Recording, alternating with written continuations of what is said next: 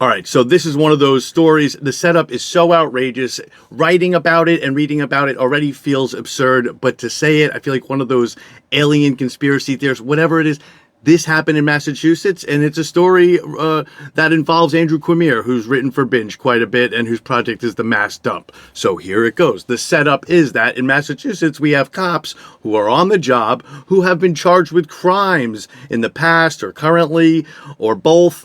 Crimes like domestic violence, domestic assault, crimes like possession of child pornography, violent crimes. And the next part of this is that they're, of course, shielded. This is no surprise to people. They're shielded by law enforcement officials. They don't always face real legal repercussions. And they also are shielded from public embarrassment. It's very hard to get these records, whether you're a reporter, member of the public. Forget about the Post Commission and police reform. A lot of this stuff is hard to get, and they fight us on it. But Andrew Quimere went fighting back, and starting in 2022, started trying to get these Brady lists, this list of problematic police officers whose testimonies are compromised because of their, charges and their own history with law enforcement.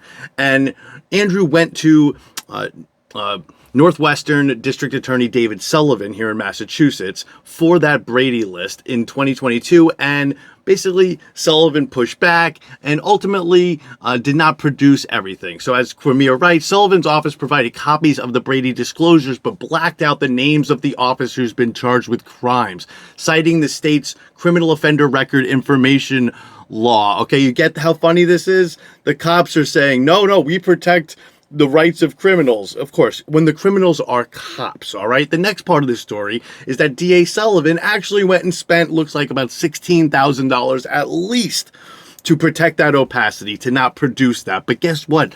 Andrew, with help, by the way, with pro bono attorney Mason Kors and his students from Harvard Law School's Cyber Law Clinic, fought back. And just last week, on I think it was December 30th, Suffolk County Superior Court Justice ruled in favor of Andrew. Andrew writes, nearly 4 years after the dump first requested the records, Justice Julie Green ruled that the names and case numbers were not protected and that Sullivan's office must disclose them. Of course, the DA's office is spinning this the other way. They may appeal, but for now, this is big news. So congratulations to Andrew.